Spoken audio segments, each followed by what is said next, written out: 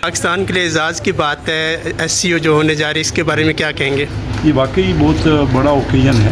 پہلی بار پاکستان میں شنگھائی کا ایس سی او جو ہو رہی ہے، تو میں یہ سمجھتا ہوں کہ پورے خطے کا ڈیولپمنٹ اس سے بہت فائدہ اس کام ہوگا.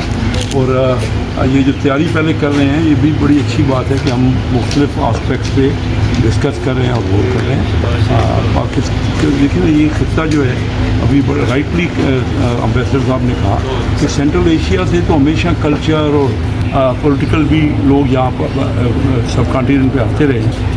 تو تقریباً یہ 50% دنیا کی آبادی ہے.